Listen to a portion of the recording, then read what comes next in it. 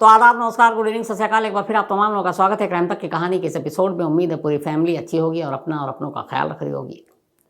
Spiderman film आप सब ने देखी होगी। एक काल्पनिक कहानी है, एक उड़ते हुए इंसान जिसे स्पाइडरमैन नाम दिया गया, बच्चों में बहुत फेमस है।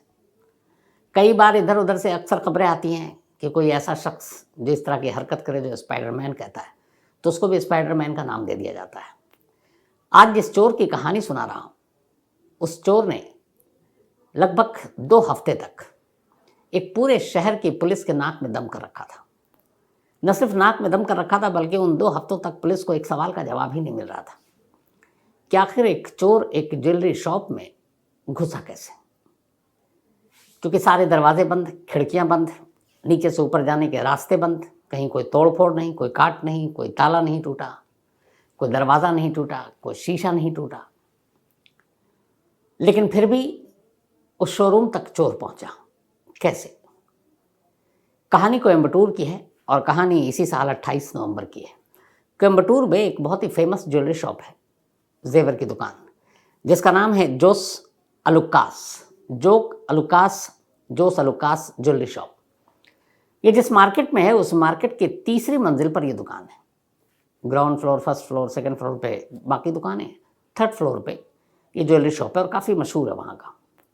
लाखों रुपए के यहाँ जेवर पड़े रहते हैं, लोग खरीदारी करने आते हैं। 28 नवंबर की बात थी, दुकान अपने वक्त पे बंद हुई। अगले दिन 29 नवंबर की दुकान सुबह खुली, सारे स्टाफ पहुंचे, मालिक पहुंचे।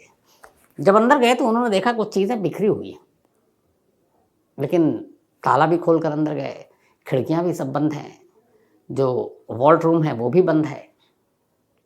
लेकिन कुछ ऐसा लगा कि जैसे कोई अंदर आया हो। अब उन्होंने अपनी सारी चीज़ों को गिनना शुरू किया, जो जेवरात थे, हीरे चांदी के, सोने के, उसको देखना शुरू किया। कैश जनरली वहाँ वो रखते नहीं थे, कैश हमेशा वो या तो बैंक में शाम को जमा करा देते या फिर मालिक अपने साथ घर ले जाते। तो कैश था नहीं ड्रॉवर में, सिर्फ जेवर थे। अब ये लगा कि कोई तो आया है और कुछ हुआ है, और इत्तेफाक से जो सीसीटीवी कैमरा है, जब उसको देखा गया तो उसमें एक शख्स नज़र आया और वो दुकान के अंदर है। दुकान के अंदर तमाम ड्रॉवर खोलकर कैश देख रहा है, बाकी ज्वेलरी को देख रहा है, एक तरह से निहार रहा है, और उसे कुछ समझ में नहीं आ रहा क्या करूं। उसके सामने करीब 40 से 50 लाख रुपए के जेवरात पड़े हुए थे उस शॉप में। आसपास कोई नहीं उसे रोकने वाला, लेकिन मालूम नहीं उसके दिमाग में क्या चल रहा था। उसने चारों तरफ देखा, पहले उसने कैश ढूंढा, मिला नहीं। इसके बाद उसने तमाम जेवर के डब्बे उठाए। वो चाहता तो उन सारे 40-50 लाख रुपए के जेवरात को उठाकर अपने साथ ले जा सकता था, लेकिन उसने ऐसा किया नहीं। उसने कुछ जेवर उठाए, हाथ में रखकर, ये कैमरे में कैद था, उसने देखा इसका वज़न कितना होगा, और फिर 2-4 ऐसे जेवर जो उसके वज़न के हिसाब से उसे लगा कि उसका काम हो जाएगा, उसने जेब में रखा और फिर बाहर निकल गया। सीसीटीवी कैमरे से पता चला कि उस शॉप में उस तीसरी मंजिल पर एक खिड़की थी, छोटी सी, लेकिन उस खिड़की के नीचे दीवार और ऊपर दीवार, मतलब आपके आने जाने का कोई रास्ता नहीं, बगैर सीढ़ी लगाए या फिर आप किसी और ज़रिए से एक इंसान स्पाइडरमैन बनकर ही उस दीवार पर चढ़ सकता था। अब जब ये सीसीटीवी फुटेज सामने आई और ये हुआ कि कोई अनजान शख्स दुकान में घुसा था, लेकिन शुक्र ये था कि उनकी 40-50 लाख रुपए की जो ज्वेलरी थी वो सलामत है, कुछ 2-4 ज्वेलरी गायब। फिर भी पुलिस को इन्फॉर्म किया गया, क्या पता आगे फिर ऐसा ना हो दुकान में। अब पुलिस आई। पहले तो पुलिस ने लगा कि यूं ही दुकानदार का शक है, वहम है कि कोई आया चोरी की है, लेकिन फिर सीसीटीवी चुगली खा रही थी कि नहीं, जो कह रहा सच है। लेकिन अब पुलिस का दिमाग घूम गया कि यार चोर आया, दिख भी रहा है, उसके सामने सब कुछ पड़ा हुआ है, लेकिन वो कुछ उठा ही नहीं रहा। वो पता नहीं क्या ढूंढ रहा है, पहले कैश ढूंढ रहा था क्योंकि गल्ला खोल रहा था बार बार, फिर वज़न कर रहा है, और वो चाहता तो अपने जेब में ही आराम से 2-4 किलो तो रख कर ले जाता। लेकिन उसने मुश्किल से कुछ 100 ग्राम, बल्कि कुछ 100 ग्राम भी ज़्यादा बोल गया, उससे भी बहुत कम बोल निकालता है और जेब में रखता है और चला जाता है। अब पुलिस तफ्तीश करती है। जिस विंडो से वो आया था, उस विंडो से पुलिस ऊपर से झांकती है। तीसरी मंजिल से नीचे की जो गहराई वो काफ़ी ज़्यादा है, ऊंचाई ज़्यादा थी, तो कोई कूद कर भी भाग नहीं सकता, हाथ पैर टूट जाएंगे। अब पुलिस को लगा ये मसला क्या है, न कोई रस्सी न कुछ और जिसके सहारे घुसे। फिर पुलिस ने कहा कि चलो डेमो करते हैं। उन्होंने अपने हट्टे कट्टे सारे पुलिस वालों को इकट्ठा किया नीचे और कहा कि एक काम करो, तुम लोग स्पाइडरमैन बनकर दीवारों को पकड़ पकड़ कर, जैसे पहाड़ों पे लोग चलते हैं चोटियों तक जाने के लिए, लेकिन उसमें ऊबड़ खाबड़ पत्थर होते हैं, उसको आप अपना सपोर्ट के तौर पर लेकर चढ़ जाते हैं। यहाँ तो दीवार बिल्कुल चिकनी और कहीं उसमें ना कोई होल ना कोई सपोर्ट सिस्टम। तो कुछ पुलिस वालों को खड़ा किया गया डेमो के लिए कि तुम चलो नीचे से अब 3rd फ्लोर तक जाओ। कोई भी पुलिस वाला 4-5 मतलब फीट से ऊपर चल ही नहीं पाया, भ्राम से नीचे गिर गया। एक एक कर जब सब नाकाम हो गए तो फिर पुलिस को लगा ये मुमकिन कैसे है, लेकिन कैमरा गवाही दे रहा है कि ये सच है।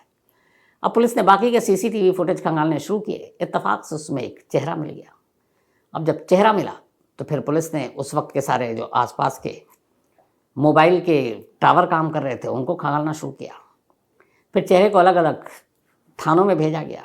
जब अलग अलग थानों में भेजा गया तो पता चला कि एक थाने से खबर आई कि हाँ ये कोई क्रिमिनल तो नहीं है, ना कोई चोर है और ठीक ठाक है, इसका कोई क्रिमिनल हिस्ट्री या बैकग्राउंड भी नहीं है, लेकिन ये हमारे इलाके में रहता है और इसका नाम है विजय मुनिरत्नम। एक बड़े मशहूर साउथ के डायरेक्टर है मणिरत्नम, लेकिन ये मुनिरत्नम था। तो विजय मुनिरत्नम, उम्र करीब 26 साल। अब पुलिस ने कहा कि जो कैमरा है सीसीटीवी में उसका कदकाठी चेहरा वो मिल रहा है, लोगों को दिखाया, उस मोहल्ले में कहने लगा हाँ ये तो विजय है। अब पुलिस विजय का घर ढूंढते ढूंढते उसके घर पहुंची। इत्तेफाक से घर में उसकी बीवी और एक 7 महीने की बच्ची थी। पुलिस ने घर की तलाशी ली। वो जो 4-5 गहने गायब हुए थे वो विजय के घर से बरामद हो गए, उसकी बीवी के पास से। अब चोरी का माल बरामद, बीवी को पुलिस थाने ले आई क्योंकि चोरी का माल था उसके पास। अब थाने लाने के बाद फिर कोर्ट में पेश किया और उसको जुडिशियल कस्टडी में जेल भेज दिया गया। अब बाप फरार है, माँ अकेली है, 7 महीने का बच्चा है, बच्चा किसके पास रहे? माँ ने कहा ये मेरे साथ रहेगा। तो 7 महीने का बच्चा भी बिना कसूर के अपनी माँ के साथ जेल पहुंच गया। अब इधर पुलिस विजय की तलाश कर रही है। अब विजय और पुलिस के बीच में लुका छुपी का खेल शुरू होता है और ये खेल अगले 14 दिनों तक जारी रहता है। इन 14 दिनों में 2-4 ऐसे मौके आते हैं जब विजय फिर से स्पाइडरमैन बनता है। पुलिस को पता चलता है कि विजय उसी इलाके के एक जंगल है, वहाँ पर उन जंगलों में कहीं छुपा हुआ है। पुलिस की एक टीम, किसी चश्मदीद ने बताया, उस जंगल तक जाती है। विजय वहाँ मौजूद था लेकिन वो पुलिस की आंखों में चकमा देकर निकल लेता है। अब पुलिस धीरे धीरे उसके रिश्तेदारों की एक लिस्ट बनाती है, उन सारे लोगों के फ़ोन नंबर और सारी चीज़ें निकालती है। अब सब पे नज़र रखी जा रही है तो अचानक एक मुखबिर खबर देता है कि वो अपने एक कज़न के घर पर है। पुलिस की टीम कज़न के घर पर पहुंचती है, लेकिन जब तक वो अंदर जाती विजय को पता चल गया 15 फीट की दीवार, पुलिस दूसरी तरफ उस दीवार के को फांद कर ही वो बच सकता था। 15 फीट की दीवार स्पाइडरमैन की तरह चढ़कर विजय वहां से कूदा दूसरी तरफ और भाग गया। तो ऐसे 2-4 मौके आते गए, विजय भागता गया। अब पुलिस परेशान। इस बीच में जितने भी रिलेटिव थे सबके फ़ोन और उसके दोस्तों के फ़ोन नंबर पुलिस ने लेकर सर्विलांस पे लगा दिया कि ये फर्स्ट टाइमर है, क्रिमिनल बैकग्राउंड है नहीं, शायद उसके पास इतने पैसे नहीं हैं, तो वो कब तक भागेगा, कभी ना कभी कांटेक्ट तो करेगा। अब बीवी चूँकि जेल में है, बाकी रिश्तेदारी और दोस्त बचते हैं, तो उन सब के मोबाइल को पुलिस ने एक तो सर्विलांस पे लगाया और धमकी भी दी कि अगर वो कांटेक्ट करे तो बताना। अब वक्त बीतता गया, इधर विजय ने फ़ोन ही नहीं किया। जो उसका अपना फ़ोन था उसका लोकेशन जंगल दिखा रहा था। जब पुलिस की टीम वहाँ सर्च करती है तो उसका फ़ोन टूटा फूटा जंगल में पड़ा हुआ था। इसका मतलब ये था कि विजय को ये पता था कि फ़ोन के ज़रिए पुलिस उस तक पहुँच सकती है। अब पुलिस ने 8-10 टीमें बना दी, करीब 40 से 45 लोग विजय की गिरफ्तारी के लिए। विजय को इधर उधर ढूंढा जा रहा है लेकिन विजय हाथ नहीं आ रहा है। दिन बीतते गए। एक रोज़ अचानक पुलिस को पता चला कि विजय के एक रिश्तेदार के पास एक फ़ोन आया और उस फ़ोन का जब लोकेशन देखा गया तो पता चला कि चेन्नई के मरीना बीच से ये फ़ोन आया। कोयम्बटूर पुलिस ने फ़ौरन चेन्नई पुलिस को कांटेक्ट किया और साफ लोकेशन था, उन्होंने बताया वहाँ जाओ और ये इस नंबर से, और ये मरीना बीच का है, ये वहीं है। चेन्नई पुलिस की टीम फ़ौरन, एक तो बीच पे ऑलरेडी भी पुलिस रहती है, उनको इन्फॉर्म मिलता है, वो अगले कुछ मिनट में वहाँ पहुँच जाती है। वो जाती है तो ये नंबर और जो लोकेशन था पता चला वो एक गोलगप्पे वाले का जो पानी पूरी बेचता है। पुलिस की टीम ने कहा कि इस नंबर से कॉल किया। उसने कहा साहब एक शख्स आया था, काले कपड़े पहने हुआ था, उसने कहा कि उसके मोबाइल की बैटरी ख़त्म हो गई है, उसको घर पर अर्जेंट बात करनी है। मैंने भी इंसानियत के नाते फ़ोन दे दिया। अब पुलिस को ये मालूम था कि ये यहीं कहीं पे है। उन्होंने बताया कि भाई यहाँ से तो निकल गया। कुछ घंटे के बाद एक और रिश्तेदार के पास फ़ोन आया। अब इस बार चेन्नई में एक दूसरा लोकेशन था। फ़ौरन चेन्नई पुलिस को फिर अलर्ट किया गया कि इस लोकेशन पे जाओ। पुलिस वहाँ पहुँचती है। तो जिस बंदे के फ़ोन से फ़ोन आया था उसको पुलिस उस तक पहुँची, पूछा। उसने कहा, साहब मैं तो गुज़र रहा था, राहगीर हूँ। एक नौजवान आया, काले कपड़े पहने हुआ था, और उसने कहा कि मुझे एक अर्जेंट बात करनी है, अगर आप मुझे कॉल करने की इजाज़त दे दें। मेरे सामने उसने फ़ोन मिलाया, बात की, और मुझे फिर फ़ोन वापस करके चला गया। थोड़ी देर के बाद ये भी यहाँ से भी हाथ से निकल गया। एक तीसरे नंबर से फिर वो अपने एक दूसरे दोस्त को फ़ोन करता है। कहता है, यार मैं परेशान हूँ और ये है वो है, और मैं जल्दी एक परमानेंट नंबर लेकर फिर तुमको बात करूँगा, लेकिन घबराना नहीं। और वो अपनी बीवी और बच्चे के बारे में जानकारी ले रहा था। चेन्नई पुलिस को तीसरी बार अलर्ट किया गया। पता चला कि एक और इलाके में एक और राहगीर था जिसका वो नंबर था। पुलिस उस राहगीर तक पहुंची। उसने भी वही कहानी सुनाई कि मैं गुजर रहा था, रास्ते में था, एक शख्स आया, काले कपड़े पहना था, उसने मोबाइल मांगा, मैंने दे दिया, इंसानियत के नाते बात करके चला गया। वहाँ पे भी वो हाथ नहीं आया, वो दिन भी निकल गया। अब ये तो इतना था कि पुलिस को लगा कि ये चेन्नई में ही कहीं। लेकिन नेक्स्ट डे फिर एक फ़ोन आया, और इस बार चेन्नई की जगह पे कोयम्बटूर का ही कॉल, कोयम्बटूर से ही, और एक और रिश्तेदार के पास। सबको एक एक बार ही वो फ़ोन कर रहा था, मतलब वो पुलिस से एक कदम आगे चल रहा था। अब पुलिस ने देखा ये तो कोयम्बटूर में है। फ़ौरन जिस लोकेशन से ये फ़ोन आया वहाँ टीम को अलर्ट किया गया। वहाँ गए तो पता चला कोई अजनबी शख्स किसी बस अड्डे पर था, और उससे एक शख्स आया काले कपड़े में। उसने फ़ोन मांगा, एक अर्जेंट बात करनी है, रिक्वेस्ट की। उसने उसको दे दिया, बात करके वो निकल गया। इस तरह से उसने 10-12 कॉल किए। हर कॉल उसने किसी न किसी अजनबी के फ़ोन को लेकर किया। अब जब ये कॉल आ रही थी तो चूँकि ऑलरेडी सर्विलांस पे था, पुलिस सुन रही थी, तो कुछ बातचीत से ये पता चला कि अब ये बार बार कितने लोगों से फ़ोन मांगेगा। तो ये एक फ़ोन ख़रीदना था इसे, और एक नंबर लेना था। पुलिस को लगा कि अब ये कोयम्बटूर में कहीं ना कहीं सिम लेने तो ज़रूर जाएगा। अब ये बड़ा चुनौती भरा काम था। पुलिस ने अपना नेटवर्क लगाया और कोयम्बटूर में जो भी सिम बेचते थे उन जगहों पर पुलिस की टीम को भेजा। बोला, जाओ और देखो, यहाँ कोई एक सिम ज़रूर ख़रीदने आएगा। और जो बाकी जहाँ जहाँ पुलिस नहीं पहुँच पाई, वहाँ के तमाम लोगों को कांटेक्ट करके बताया गया कि आप सिम देना तो पूरी डिटेल लेना, और इस हुलिये का अगर कोई आए तो पुलिस को इन्फॉर्म करना, और उसके जो भी आईडी कार्ड है वो मांगना। 14वां दिन था ये चोरी के बाद का। कोयम्बटूर के एक सिम शॉप में पुलिस की टीम वहाँ बैठी हुई थी, दुकानदार बन के। एक लड़का आया। अच्छा, ये अयप्पा बिरादरी वहाँ पे जो काले कपड़े और उनकी वेशभूषा होती है, उनको वो मानने वाला था। लेकिन अब उसे लग गया था कि ये काले कपड़े और ये उसकी जो पूरी ड्रेसिंग है उससे वो पुलिस की नज़र में आ सकता है, क्योंकि वो ऑलरेडी कैमरे में उसी कपड़ों में कैद था। तो उसने अपना हुलिया बदल लिया। वो अब जीन्स और टी शर्ट में आ गया था। और उसके बाद वो पहुंचता है कोयम्बटूर के एक सिम शॉप में। वहाँ जाकर वो मोबाइल शॉप में सिम ख़रीदता है। सिम जैसे ही ख़रीदता और वो अपना नाम बताता है, पुलिस वाला जो है उसी शॉप में बैठा हुआ था, फ़ौरन उसे दबोच लेता है। ज़्यादा मेहनत करनी नहीं पड़ती, थोड़ी देर में वो बता देता है कि हाँ, वही विजय है, मुनिरत्नम। अब उसको लेकर फिर पुलिस की टीम उस थाने में पहुंचती है जहाँ का ये केस था। इसमें तमाम आला अफसर इन्वॉल्व थे। मामला इसलिए बड़ा था क्योंकि एक ज्वेलरी शॉप में, और एक ऐसा शख्स जिसने सारी सुरक्षा की चीज़ें थी उसको दरकिनार कर दीवार के सहारे घुस गया था, मतलब स्पाइडरमैन बनकर। तो लोकल न्यूज़पेपर में स्पाइडरमैन की डेली खबरें छप रही थी। गिरफ्तार नहीं हो रहा था, पुलिस के ऊपर प्रेशर था। अब पुलिस ने उस स्पाइडरमैन चोर को पकड़ लिया। पकड़ने के बाद अब उससे पूछताछ शुरू हुई। पहले तो उसकी पूरी कुंडली निकाल ली गई थी। तो उससे पूछा गया कि तुम्हारा कोई रिकॉर्ड नहीं है, ठीक ठाक वो अपने छोटे मोटे काम करके अपने परिवार को पालता था, और उसका कोई क्रिमिनल बैकग्राउंड नहीं था। तो उसने कहा कि तुमने ये सब क्यों किया। जब उसने पूरी वजह बताई तो पुलिस वाले एक बार फिर हैरान हो गए। अब तक तो उसके चोरी के तरीके से ही हैरान थे कि एक शख्स 3 मंजिल तक कैसे पहुंच सकता है रेंगता हुआ। लेकिन जो चोरी की वजह थी वो उससे भी ज़्यादा हैरान करने वाली थी। उसने कहा, साहब मैं 1 लाख रुपए मुझे चाहिए थे। मैंने एक छोटा सा ज़मीन का टुकड़ा ख़रीदा था ताकि अपनी बीवी और बच्ची के लिए वहाँ एक छोटा सा घर बनाऊँ और किराए के पैसे बचे। तो मैंने उसको ख़रीदा, लेकिन कुछ पैसे दे दिए, 1 लाख रुपए कम पड़ रहे थे। मैंने बहुत सारे लोगों से मांगे, किसी ने मेरी मदद नहीं की। मैं कुछ गलत काम करना नहीं चाहता था। तो उसने कहा कि मैंने कुछ दिन एक मोबाइल शॉप में काम किया, तो मुझे लगा कि अगर मैं वहाँ से कुछ मोबाइल चोरी कर लूँ तो शायद 1 लाख रुपए 2-4 मोबाइल में आ जाएंगे, और मुझे उतनी ही की ज़रूरत थी। लेकिन मोबाइल की शॉप में हमेशा भीड़ बहुत होती थी, तो वो आइडिया ड्रॉप करना पड़ा। फिर उसी मोबाइल शॉप पे नज़र रखते रखते ही मैंने देखा कि सामने एक ज्वेलरी शॉप है, वही जहाँ तीसरी मंजिल पर जिसकी दुकान थी। उसने कहा, जब ये मैंने देखा तो फिर मैं दुकान के अंदर गया, यूं ही ग्राहक बन के मैं चला आया। चारों तरफ रेकी की, एक ही एंट्री का रास्ता था और वो दीवार के सहारे।